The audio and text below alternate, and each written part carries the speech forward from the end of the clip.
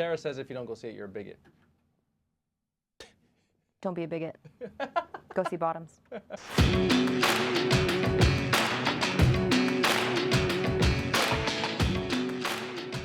We are rolling, and we start the pod on Sarah's face because she's better looking than I. But then it quickly goes to me. Guys, give Sarah a break. She's kind of sick. Sarah's one of those people that if she's sick, like a 2 out of 10, she feels like she's an 8 because she's a big baby. All right. On you, Sarah. I resemble that remark. I really am one of those people. I'm like, I've got allergies. I need a day off. But we're here, guys. We're potting. You guys, don't listen to that guy. We are excited to be here because we are going to talk about another one of my favorite movies of the year, Bottoms. Have you heard of this movie, guys? Are you going to see Bottoms, or are you just still obsessed about Barbenheimer? No, we're over Barbenheimer. Nobody's even talking about those movies anymore. Bottoms is the movie of the summer. What's Barbie? Never heard of it. This is the logline for Bottoms. 2 unpopular queer high school students start a fight club to have sex before graduation. First thoughts, Assad? Me and Sarah, and you guys will see that, watch the pod. We have a logline game coming that we're really excited about. But this logline is this is an all-timer. It's a mess. They start a fight club to have sex. Read it one more time? Yes. That's hilarious. 2 unpopular queer high school students start a fight club to have sex before graduation. First of all, that's the most qualifiers in the name. Unpopular queer high school students sounds like a spinoff of Teenage Mutant Ninja Turtles. Unpopular queer high school students is hilarious. Yeah, and in the movie they're like, what do they call them? Ugly and untalented. You don't want to be. Did you ask me how I felt about this? Yeah. What was First thoughts? First thoughts. Sarah, I don't know if you're aware, but women have saved the economy this year. Do you know this?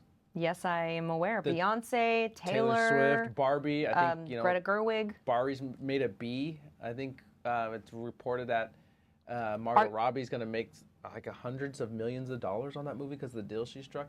Well, she was a producer on it too. So yes, so I was pumped to go see another a female-directed, female-led film, and I brought all that excitement from Barbie into this one, and God damn it, Sarah, it kept going, man. This movie crushed. I'm gonna tell you, we went and saw this one separately, and I saw it at the Alamo. Where'd you see this one? Burbank, and we did it separately because Sarah doesn't fuck with the Valley. True. I won't go. I simply won't go. If I need something from IKEA, I order it online and wait 7 months. Sarah had a date with Matt Damon in Studio City, and she said no. Well, everybody knows you're lying now. But really quickly, have you ever tried to order anything from IKEA? It's so stupid. You can't order something from IKEA. It's in Swedish. Why? Why? Sarah, what were your thoughts on Bottoms? Hold on a second. Okay, Let me get this off because I'm very upset about it. I ordered curtains from IKEA one time, years ago, because I've upgraded to Amazon, baby. I've come up in the world. And they took like 8 months to get there because they just didn't have them in the store. I'm like, what is happening? What's happening? I'm asking you. Oh, I'll file a complaint. I'm sorry. Thank you so much. Jesus. Apologies on behalf of IKEA. First thoughts about this movie. As I was saying, we went and saw this separately. Sorry about my IKEA rant, Helvig. I went and saw this movie at Alamo by myself, and I thought, there's no way Assad's going to like this movie. And he texted me, and he was like, I loved it. Yeah. I was shocked. I went with a crowd that was, I would say, predominantly female, and a big percentage of LGBTQIA plus being represented in the theater as well. And it felt like their voice was on screen. Not just that community. I'm just saying the people in the theater. It felt like their voice was on screen. Hell yeah. And it was almost impossible not to feel the same like humor, laughter, excitement about this film. And when I was first out of the theater, I was just like, hey, whoever made this film, whoever was a part of the writing, production, directing, give them all the money for the next project, man. I was so on board and haven't really laughed out loud in a film that much, I think, in a long time. Crazy. That is awesome. Yeah, really enjoyed it. I will just quickly piggyback on that. Someone else told me that AMC Burbank is like the best place to go see movies. It was a great experience. Because of the audience. Yeah. So that's so interesting. Because Joey went and saw, a friend of ours went and saw theater camp there. And he was like, I don't know if I loved the movie because I loved the movie or if I loved the movie because of the audience. Yeah, guys, if you're not, me and Sarah tried to go see things opening weekend.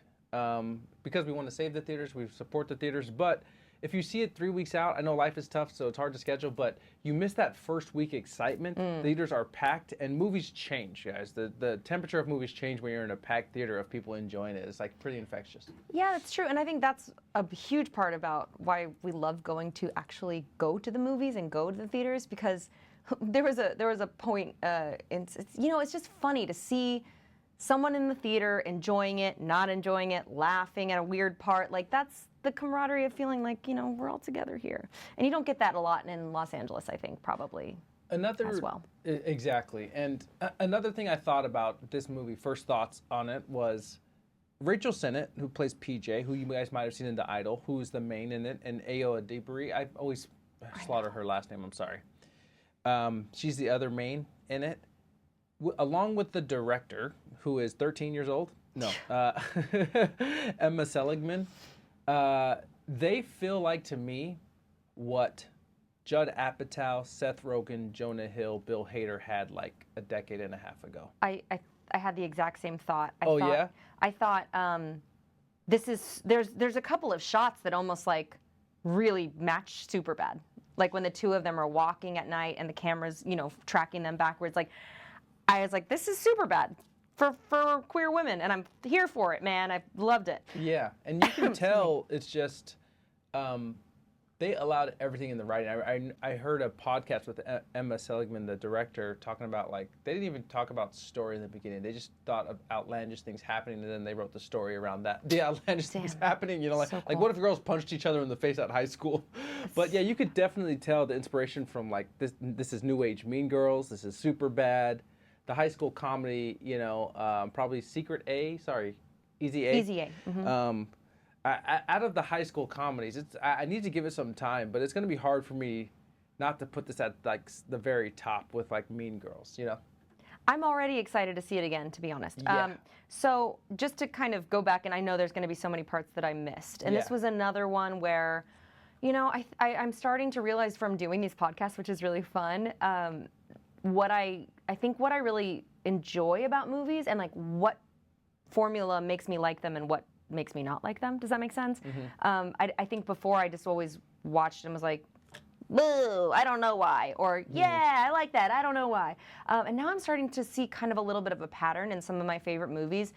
And a couple of those things are a lot of improv. Yeah. Like casting people who are really good, who are resemble these characters a little bit, or are being allowed to bring themselves to the characters so much, and just letting them rock, and that's where the magic happens if it's done right. I walked out of this movie and I felt like it was a throwback to kind of like exactly like you said, but the golden age of comedies. Like we're kind of swinging. Do you feel that too? Like we're swinging back to that early aughts, late 90s, where people are writing funny shit.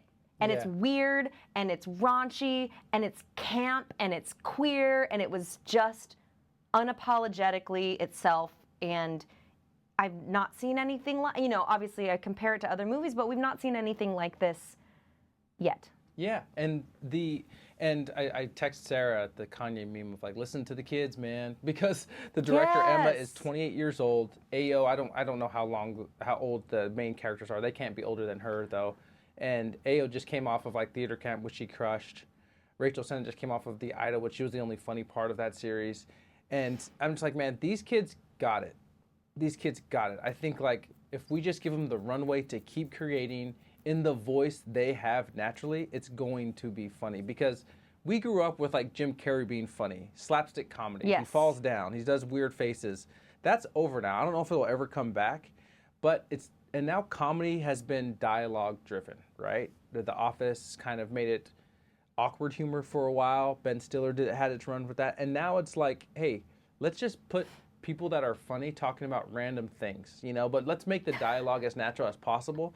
And these girls have nailed, these women have nailed it in this film. It's like, you can't see it and not think of what else they can create, because it's like, this is just the tip of the iceberg for this group. Yes.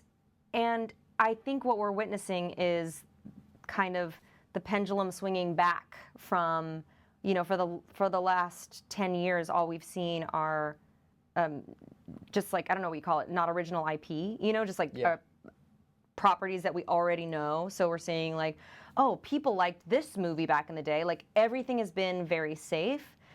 And I see the pendulum swinging back the other way. The audiences are craving something fresh, something new ideas, new voices, and voices that they recognize. You know what I mean? Like you said, when you go see this movie as a young queer person today, you're like, yeah. Yeah, that's how me and my friends talk. Yes, exactly. And thank God, Elizabeth Banks was one of the executive producers of this movie. Exactly, right? It's like, yes, give the money to these young people who have a voice, and don't be so scared about it. Like, give them the money and have the faith, and they nailed it. Do you want to see this movie if a 40-year-old white man is writing to high school queer, you know, girls? No. Yeah, it's kind of what I thought about Teenage Mutant Ninja Turtles, where I was like, it's good, but I can tell a 40-year-old dude wrote it. You know, this movie is like, and keep in mind, guys, in this movie they go for it all. It's nuts. And because they go for it all, it doesn't make any single thing they do outrageous, because everything's kind of outrageous. Like, their nemesis for a large part of the movie, spoiler alert, are the football players, right? That's an easy trope in high school. And for some reason, they're always in their football uniforms. Not just their uniforms. They're wearing shoulder pads. They're wearing cleats. Like, there is, and they do it on purpose, right? They do it on purpose, yeah. There's one part where, just to piggyback on that, where one of the football players is like, says something really threatening to her, and then he like clicks off in his cleats. Yeah. And it's just kind of subtle. They don't like belabor the point, but you hear the cleats clicking, and she's just like, and I just thought to myself, that's hilarious. Like, why is he clicking off in his little heels, you know, like after he's like threatened her life? And I guess we've been critical of funny movies on this pod, me more so, than I'm like, that's not funny, this is not funny. And I guess I'm a little bit of a like prude when it comes to jokes. But in fairness, you are the king of funny. Like, you are the judge of what's funny and what's not funny. Out of us two. But you're funny too. Well, I'm just saying, like, I see a lot of films that are attempting for the humor, and I'm like, oh man, I don't think the joke writing was there. Bottoms has a tone to it where, boy, if you're not listening to everything, you'll miss it. And the cool part about, we talked about Blue Beetle, where it's like, if you have a character that's supposed to so obviously be the comedic relief, it's kind of tough to laugh at them. You're like, let me wait. We know this guy's going to tell a joke. Let me see what's going to be funny. That's a tough situation to tell a joke in. Bottoms is like, people are murmuring stuff under their breath. It's fast paced. There's random stuff happening in the background. People are dressed weird for some reason. And even and that's how regular conversation is. A lot of the funny times when you're hanging out with your friends, one of your friends says something really low that only two of the friends catch, and that's funny. You know, and Bottoms has a lot of that. The jokes being presented right now are really close to how friends actually speak. And the other thing, sorry to diatribe here, Sarah, but I wanted to say that when I think 35 and 40-year-old plus people are writing comedy now, they're still probably deeply entrenched in cancel culture or woke culture. Right, they're too scared. These kids, they don't give a fuck. Yeah. They're taking on everything, you know, like race, religion, politics, sexual preference. And we're in a time right now where I think that pendulum's swinging a little bit back, where we can joke about almost everything again. I know it's tough, but people are not as scared, and these kids, these women, were not scared at all. They're talking about suicide, depression. They're black Republicans. That was so funny. I forgot about that part. It all. Lesbians, you know, and the only really like obvious comedic relief is Marshawn Lynch, who is a gym teacher that kind of supervises their fight club, which he does a good job. He's not really a good actor, but they even wrote some good stuff for him that made him look funny. Well, again, I think that a lot of this, I got a strong vibe that a lot of this was improv, you know? Yeah. And it seemed, I got a very strong feeling too, that they had fun making it. Yes. And this is before I realized, when I went home and Googled, that the director was 28 years old and a woman, and I was like, yes! Oh, I love that. Me and Sarah have a rule when we shoot just stuff for our production company, where it's like, hey, what we make is important, but not as important as how we make it. And movies like this is a reason why. When you feel they had fun making it, the movie is funner. So if you're having fun making it, it's so much easier for it to be funny, a funny product. And at the end, they did my favorite thing. You know what this is, Sarah? I have it written in my notes. All right, I had we'll push on.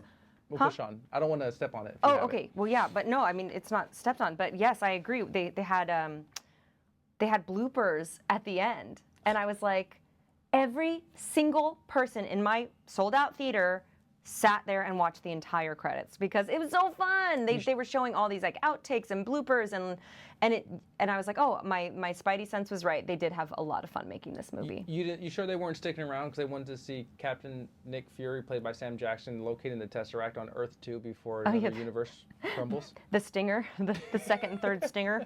Show me another movie.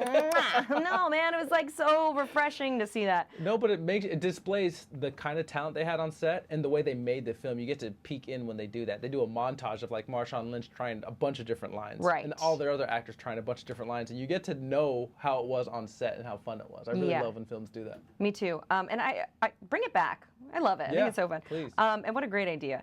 The other thing I thought was really funny about this movie is that, you have these two young females who are like queer and empowered, and the movie is about them trying to have sex with cheerleaders.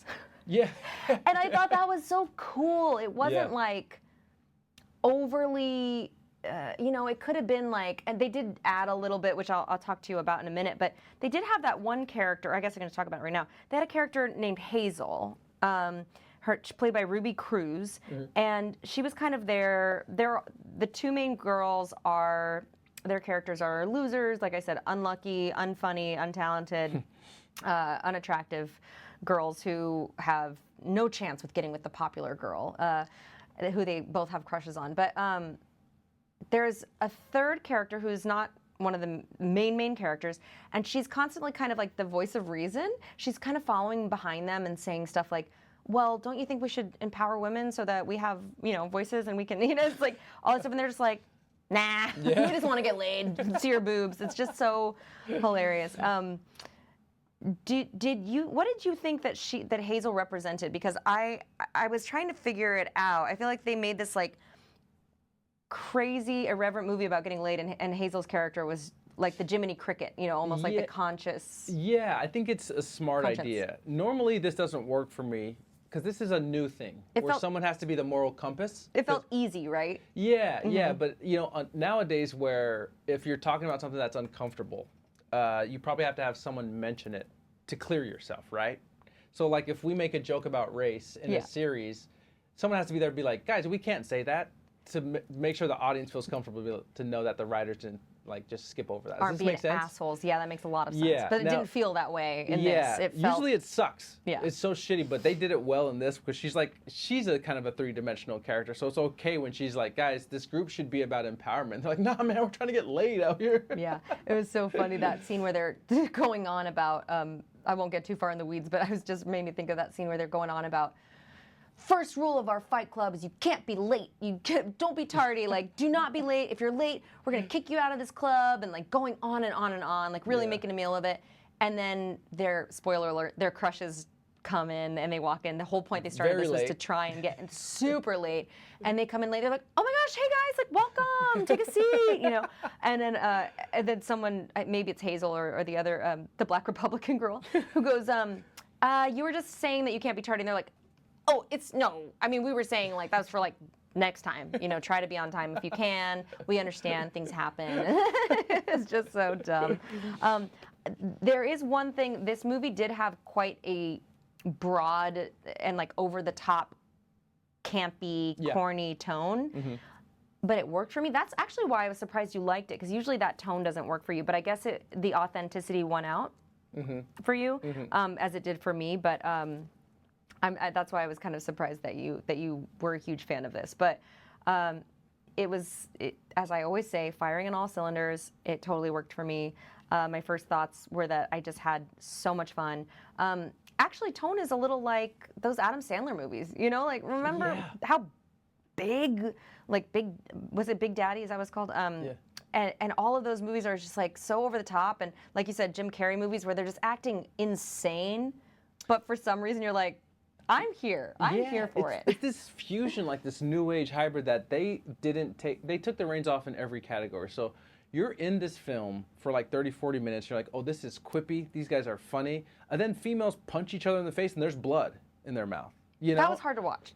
It was tough, but it means they took on everything. Yeah. They're bold in their decision making, you know, because it definitely changed the tone, but like it didn't ruin it for me, you know. Yeah. I'm going to jump into Rose and Thorn. Let's do it.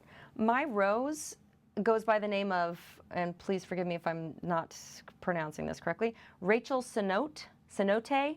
Yeah. The one of the female leads and one of the writers as well, which I found out after the fact. It's so funny. So, you know, at Alamo, they give you this little thing before the movie, a little short intro saying from the characters or from a movie star of some sort that's just basically saying, like, keep your cell phones off. But they do it in a cute, funny Alamo way. And it was Ao, Rachel, and not sure, there was one other girl. And Rachel, even in that, when I was watching that before I knew anything about this movie, I was like, oh, she's standing out for me as someone who's really funny. Like, she was kind of, you know, just talking and improvising or whatever. And it stood out to me as I was like, oh, this girl's good. She's damn good. Right? And I was right. Yeah. Good job, me. Good job, my instincts. Because when I watched this movie, I was like, this girl, and I didn't realize she wrote it as well, but I'm like, this girl is being herself, and it is perfect for this. Yeah. She also worked with the director to write and star in a movie called Shiva Baby on HBO or Max. And I didn't put the two and two together, but when I saw the poster for Shiva Baby and people talking about it before I saw Bottoms, I was like, oh, I kind of want to watch this. It looks kind of interesting. It's I don't know. Now I definitely will. She plays PJ, second lead. She's funny. She's herself. I believed everything she said. It just, you know, she just worked. And I was like, this girl's fucking cool and funny and smart. And she was great. Another Rose worth mentioning were the kiss scenes. Now, this is, I guess, kind of a spoiler. If you haven't seen the movie and you don't want anything spoiled for you, then come back and watch us after you've seen it. The two main leads are trying to have sex with these two cheerleaders who are gorgeous and they're obsessed with. It finally happens, right? So they finally get to the scene where they are about to kiss, and it's both of the leads in two different scenes, and then we're jumping back and forth between them, but it's both of them about to hook up with their crush. Did that scene not just work like hell for you? I was on the edge of my seat going like, is it gonna happen? Is it gonna happen? And I was like, oh, that really worked for me. Hell yeah. Both times it worked. You know what I'm saying? Like with Kaya Gerber, when Rachel's character, PJ, goes to kiss her and she says, again, this is a spoiler, she says, oh, and it happens, and you're like, oh, they both got to kiss their girls. And she says, oh, I'm straight. Sorry, you know. It all worked for me, and I thought it was really cool how they got you like that. In this silly movie, there was this moment where you're just like really rooting for these girls, and that was my other Rose. Yeah, I didn't have it as my Rose and Thorn, but I had it as a note. Cool. That out of all the ridiculous stuff happening, this movie slows down an hour and 10 minutes into it, and they have these like romantic connection moments. So I'm like, holy shit, I'm in on this. Yeah. You know, I was like, oh man, this is actually working. I'm actually foregoing all the ridiculousness that I just saw the first hour of this film, and I'm actually rooting for these girls. Yeah. And I thought another thing that they did really well was that, you know, I don't know if you can remember because it was so long ago for you, but when you were in high school, when I dropped out, little dig. When you were in high school, remember everything feeling like this is the end of my world. Yeah. The stakes are so high, and then the older you get, you're like looking back at those moments, or if you have any young people in your life, you're like, oh, you worry about the dumbest shit. Yeah. I would give anything to care about that still, you know? You don't really have any real worries, but they did such a good job of making the movie and those stakes feel just like they did in high school. Yeah. You know what I mean? Yeah, phenomenal. I'm glad you mentioned that because it wasn't my Rose, but I did have notes to bring it up. What was your Rose, sir? I wanted to introduce a new segment at the end of this called Stand Out, like what stood out the most for you in the film. Like, okay. It could be someone that won it or seen it or whatever, but I guess this is kind of similar to what The Rose is. Did you want to save that conversation for maybe like a meeting, or do you want to talk about it here in the podcast? I'm very sorry. I know that you're my boss on this podcast, and I very apologize. I'd like to introduce a new segment. Okay. Yeah, it's not your pod, fam. I'm the face, so I'll see you up here in a short shirt. A short shirt. It's called a crop top. It's not called a short shirt. I think that was workshopped when they named it a crop top, but a crop top was easier to say, and the k and the t really stuck with you. My Rose is Josie's love interest, Isabel, who's played by Havana Rose Liu. Cool. Who, I don't know what Asian she is. I got to start doing better. Oh, Jesus, don't say that. I know, I'm sorry. I don't know what... I just think it's kind of ignorant to be like, I think they're Chinese, But I know, it's bad. I should take the extra time. This woman won me over so much in this film. Huh. I thought she was simple. She played it really simple. And then like you said, the kiss scenes were really charming. And then when they only gave her like 3 alley-oops in the film, like really short times to be good in it, and I think she crushed it. Which to me, I was like, I wish she had more scenes. Interesting. Every other scene, she's like just huhing and yesing and umming. Mm-hmm. But do you remember the scene where she's like, your friend's energy's like all, and you're just like. Do you remember this? No. Scene? No. I can't see you. Maybe if I could. She's described them just with her hands. She's like, your friend's rigid, and you're just like. Oh, that's so she's funny. Like wave with her hand. It was like the biggest laugh for me in the film. That's definitely how I talk too. Yeah, it's like I don't have any words. I'm just like, oh, it's like. Blah. Yeah, that's exactly how she explained it. And I just thought she was really charming. Wanted her to be in every scene. Wanted her to be in more scenes. That is so interesting because she didn't.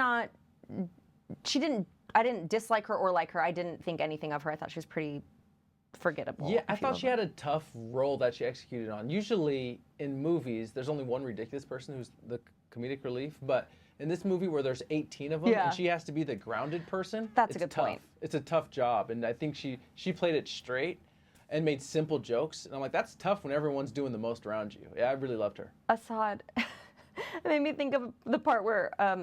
Is it Ayo or Io? Do you know? I don't. I think it's Io. Io said, we could just call her by her character's name, which is Josie. Josie goes, "Would you like a safety ride?"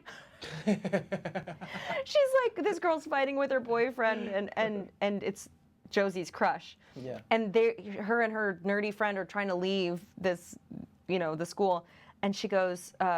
Sees Josie walking, and her friend's like, ask her, give her a ride home. And she's like, Josie, would you like a safety ride? Or whatever. Would you like a safety ride? And I was like, why would you say safety ride? That's so funny. Specific as hell. It's so funny.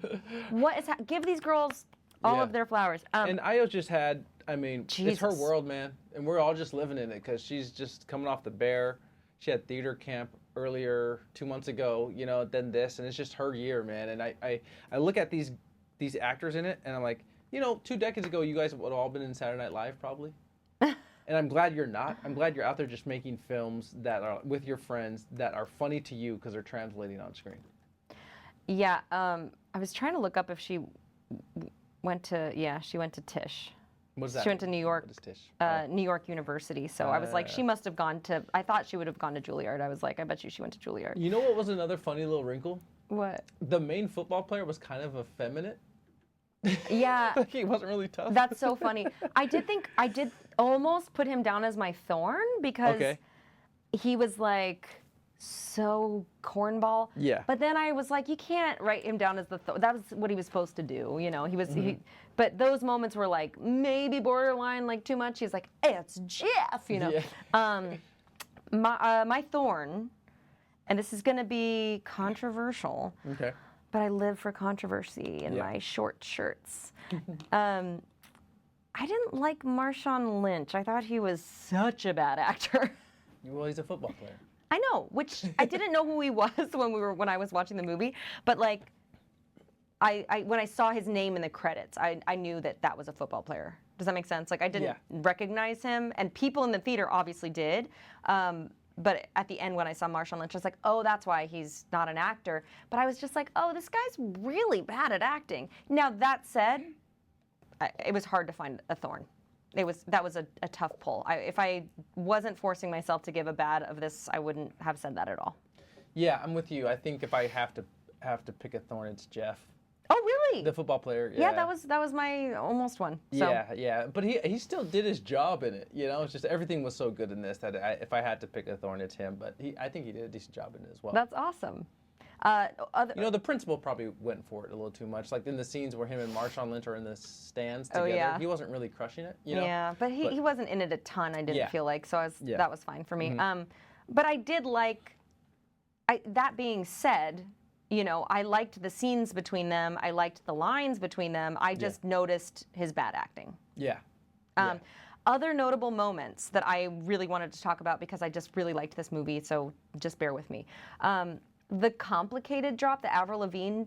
Oh, yeah, man. There's a part in this movie, and I thought it was going to be, you know, like most movies where they drop a song for like 30 seconds. They let that whole shit play. I swear. It rock. I was sitting there and I was like, oh my gosh, my childhood, you know, everybody in the theater was like, oh, yes. You know that song? It's like, why you gotta go and make things so complicated? So funny. And they played the whole song. And I was like, this is just picking me up out of my adult life in LA and dropping me right back into my high school years. Into a Spencer's Gifts. Into a Hot Topic. And I was like, emotional, edgy, like, he was a skater boy. I just thought it was so... Give us 30 seconds to a minute on what were you doing when you listened to Avril back then? What was Sarah's life like? Were you planning on an Evanescence tattoo? Give us a... I was just singing along, and usually I was pretending like, and I still do, so let's be honest, pretend like I'm in a music video, like I am them, and I was like, one day I'm gonna get out of this small town and I'm gonna, you know. They'll see me. Oh, and it won't be so complicated. There was another tiny moment I'm gonna bring up, and I will be interesting to see if you notice it as well. Big spoilers. Yeah. Josie's crush. What's her character's name? Alice? Brittany. She gets back with Jeff at some point, right? And you see Kaya Gerber, her other hot cheerleader friend, who's... Oh, I'm sorry. Isabel is the name, and Kaya Gerber's Brittany. Okay. Sorry. So Isabel gets back with Jeff, and Kaya Gerber just is kind of standing there. And the whole movie, Kaya Gerber is just playing this like hot dummy. Yeah. You know, like she's not dumb, but she doesn't really say much. They don't give her a lot. And she gets a moment at the end that as a woman, and maybe guys do feel this way as well, but as a woman, I know every single one of you motherfuckers out there have had this moment where you're like, they just linger on Kaya Gerber's face because she sees that her girlfriend is getting back with this like shithead abusive guy. And it's really quick and it's really subtle, but she just they exit the frame and she stands there and she's like, and then she follows them. And I was like, that was so small and subtle and quick, but it was awesome. Why? I just thought, I was like, yes, because I felt seen. I feel like we've all, as women, have been there where we've seen our friends do these things, and you're just like, all right, you know, you can't, especially in high school, like, you just go, all right, they got to make their own choices, and like, here we go, you know. I just thought it was really cool. She had a cool moment in the beginning when they're joining the club, where Isabel, her friend who she does everything with, Isabel joins, and they look to her to see if she's joined. She's like, well, my identity is completely tied to her, so I just do whatever. I mean, hilarious, hilarious. There was another moment that I really liked that I I was like, what is happening? But Io goes to this, like, older black lesbian guru that maybe I missed it, but it seemed like had never been mentioned. We don't know who she is or why she's going to her, but she just has this scene with this like older lady, and it's funny and it works. And I just loved that idea of having like an old lesbian guru that you can go talk to as a teenager. I thought that scene was confusing because I didn't know who this person was, but I thought it was really cool. And then just Io does that kind of like awkward, mumbly, bumbly thing so well. She nails it. That she's just like, I don't think you're supposed to be talking to us like that, because we're, you know, kids. But yeah, I thought those were just some other notable moments that really stuck with me that I liked a lot that I wanted to just quickly talk about. And I'm done now. Can I ask you about where this might? I know it's soon. So, is this the best high school movie you've seen, or do you put Mean Girls above it? Recency bias, perhaps. I know it's hard to say anything about Mean Girls because it's just become such a huge juggernaut over the years. But I thought this was really, really special. I thought it was really cool. I picked this. Give me some other. Do you like Easy A? Easy A I liked, but not better than Bottoms. Superbad was a high school movie, which I also really liked and thought was really funny, and also groundbreaking and edgy for the time, I thought. Was Pitch Perfect a high school movie? Was Pitch Perfect? I think it was college. Okay. I think they freshman year in college, yeah. It's really hard to nail these movies because they make a lot of. Netflix has like one every month about high school drama thing. To all the boys I've loved. Yeah, yeah, but when you get people who are these, I guess the like lasting idea I had when I was watching the film was like these creators, this director and the writers are just not afraid at all. And sometimes you can get someone that's very young that doesn't know fear yet in a project like this, that you're just like, oh, I want to make so bad I haven't even considered the fear. Or you have people that are like, yeah, I've considered the fear, but I just want to make this so bad. It lives inside me. I got to get it out.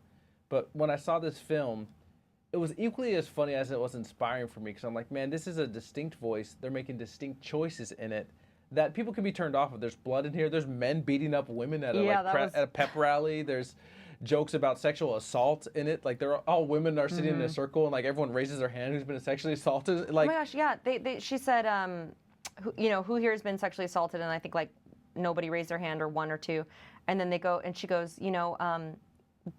gray area stuff counts too. And then everybody raised their hand. Everybody raised their hands. And once again, like as a female, that is my experience. Like not to call out all of my friends, but like I've talked to a lot of women who have been like, some things have happened and it's like, it was kind of weird. And so it was cool that they talked about it. Yeah, not only talked about it, they joked about it. Where it's like, when people get a voice, whatever demographic, sex, religion, creed, or whatever it is, it's interesting to know what they joke about.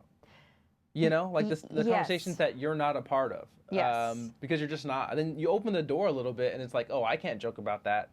But this is the conversations they're having that I'm not privy to, Like very insider baseball and true to life and to them and to their experiences. And I thought that was really, really cool. I want to thank the people that made this because I thought it was going to be another generic film. I honestly thought it was going to have some laughs in it. And we're going to have to pot about it. But 20 minutes in, I just felt like I was in safe hands. It's like, oh, these guys are funny, man. They know what to joke about. They know how to do it. And I had such a good time. And I wanted to ask you, can I give you a segment? Yeah. Let's do a double feature. What do you double feature this movie with? Ooh, that's a great, But I'm a Cheerleader. Oh, I don't know what this is. It was like my very first gay movie back in, I don't even know what year it came out, 2000 or something like that. And it's, what's the girl with the really raspy voice who talks like this? And she was in Orange is the New Black, and yeah, Macy Gray. Anyways, it's her, and she's this like blonde person, and she's like, I can't be gay. I'm a cheerleader, And so I've never heard of this. That's dope. I want to see this. And it's campy, and it's like one of those cult classics. So that's what I would, and I really liked that movie a lot. We can cut this if you don't want to keep it, Sarah. We're not live today. But as someone who, you starred in a lesbian-centric film, any thoughts on how far that genre has came to where we can joke about two queer women being leads that are one's white, one's black? I'm really stoked about it. Yeah? I'm really stoked about it. And, the Bloomington came out, I don't know, 20 years ago. That's not true. Yeah. Gosh, I would have been 3 years old. And it was like there were not a lot of movies made like that. There's not a lot of movies for queer, gay, lesbian people, starring them just telling stories. And that's the thing I really liked about this movie was it just felt like it wasn't trying to be anything. It wasn't trying to be PC. It wasn't trying to be quirky. It wasn't trying to be crazy. It just felt authentic. And I think that's why we liked it. At the end of the day, the reason we both probably liked this movie is because it was an authentic, fresh voice. Yeah, 100.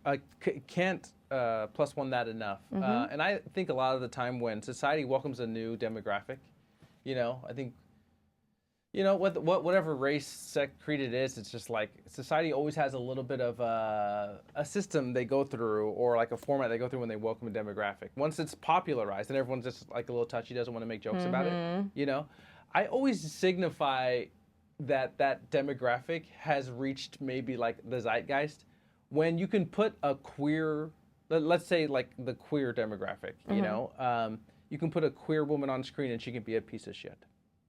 Yes. That's a great point. Sorry, I just yelled. I got excited. Yeah, when black films have to be made, it's like we have to put Black Panther on screen. He's got to be an upstanding citizen. He's got to root for everything good black. But the real progress in life is when you can put a black guy who's a piece of shit there, and no one feels guilty about doing that.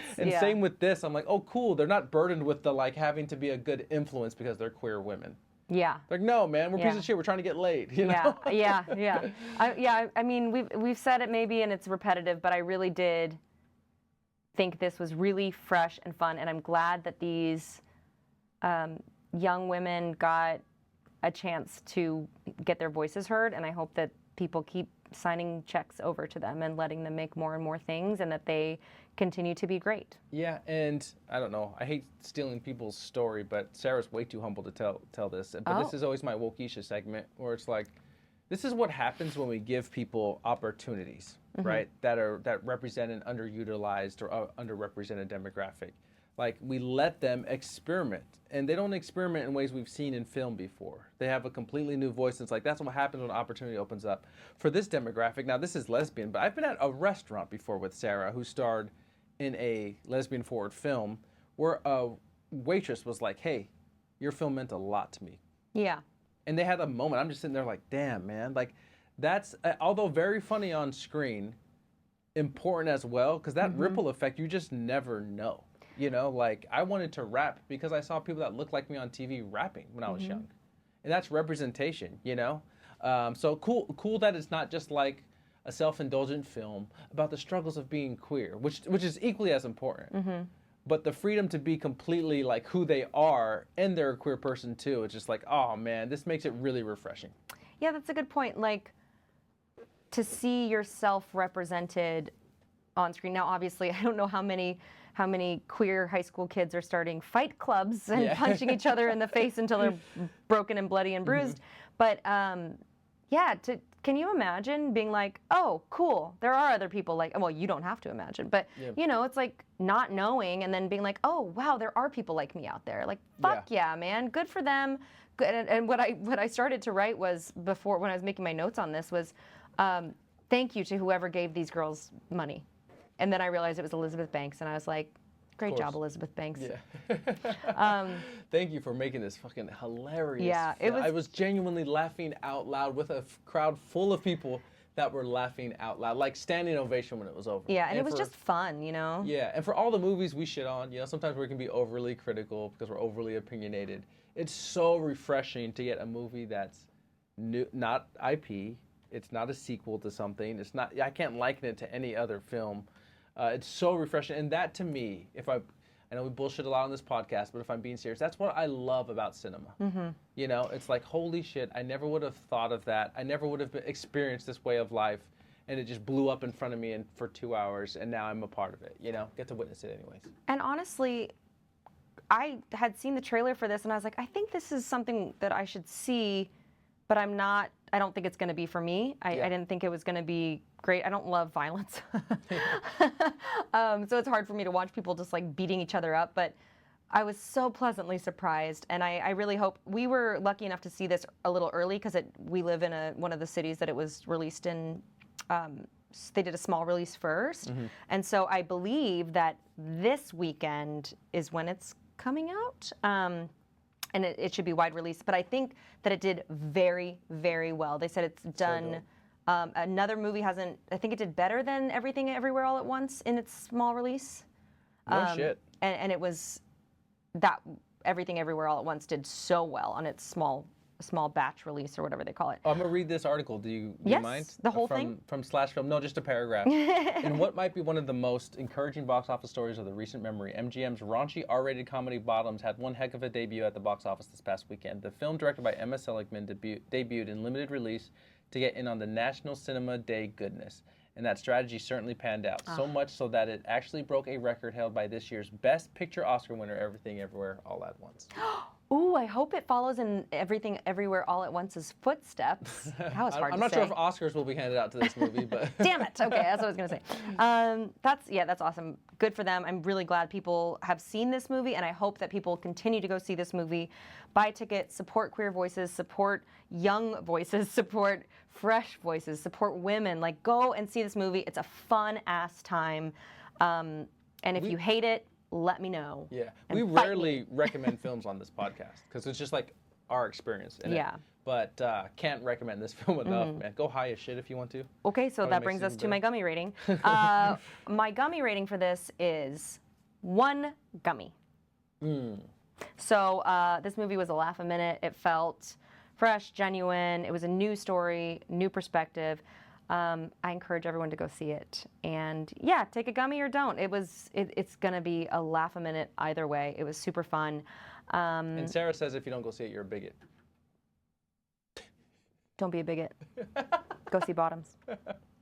Trailer trash. Yes. I have something I've really been meaning to talk to you about. Lay it on me. I'd like to talk about a movie that I am both excited about and not excited, very much not excited about. Okay. It's called Dix the Musical. Did you get this preview? What did I just watch? What was happening in this trailer? Guys, this concerns me. Tim Gunn. This worries me. Guys, okay, so here's the thing. It's a musical. It's got Sarah written all over, right? She loves a musical. It's an A24 film. Got Sarah written all over it. She loves an A24 film. But it looks so bad. What do you think? I can't get far enough away from this film. Ooh, and it's A24, your face. I know, I usually see everything that's A24, and maybe it's just a weird trailer because they did have some choices in the trailer, but God, I'm cool, man. awful. Sarah, you're soloing pod that movie. It's gonna be all up to you. It's gonna be that and Strays back to back for just doing a pod. Gosh, don't make me see that movie again. I saw Strays and I stayed for 14 minutes. Like, I just thought they wouldn't have made this movie. Will Ferrell wouldn't have signed on to this movie. Jamie Foxx wouldn't have signed on to this movie, and it wouldn't have gotten made and released and all of this far if it was that bad. So I went and saw it. It was the hurricane day. I just wanted to go to the theater. It was raining out, and I went in, and I was ready to be surprised. I was surprised at how long I stayed. Shame on you. Shame on you, whoever made that movie. I strayed from the movie theater. But yes, Dix the Musical. Then we have Megan Thee Stallion rapping in it. I'm good, man. I'm out of here.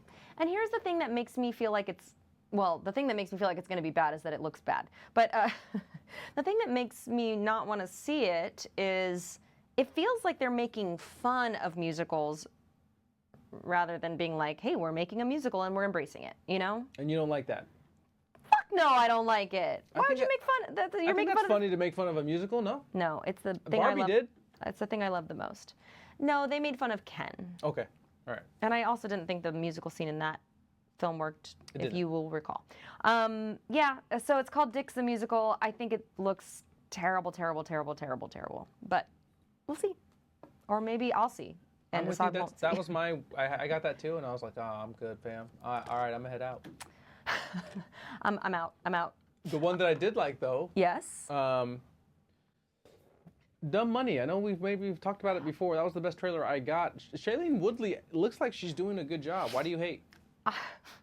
Assad. Yes. Stop trying to make it seem like I hate people that I don't hate. You have a list of like Emma Stone. You hate her? No, I don't. Who else? Shailene Woodley. You said you hated her yesterday. No, I didn't. You texted me that she was a bitch. I did call her a dumpster diver. Yeah. You called her Shailene Would Not. Didn't you? No. Boo! What else? That's your ass. That's your ass. Guys, thank you for listening to the pod. I don't think we have any more surprise games for me to play. Assad, do you have anything hidden around here that I'm supposed to find? Do you want to do like rock, paper, scissors? No, thank you. Okay. I always win. I always throw scissors first if anybody ever plays. Cool. So thank you for listening. Please go see Bottoms and let us know what you thought about it. As always, thank you for watching. Thank you for listening, supporting. I love you, Mom. And I love you guys all as well who are not my mom. We love you, Chris. Bye, guys.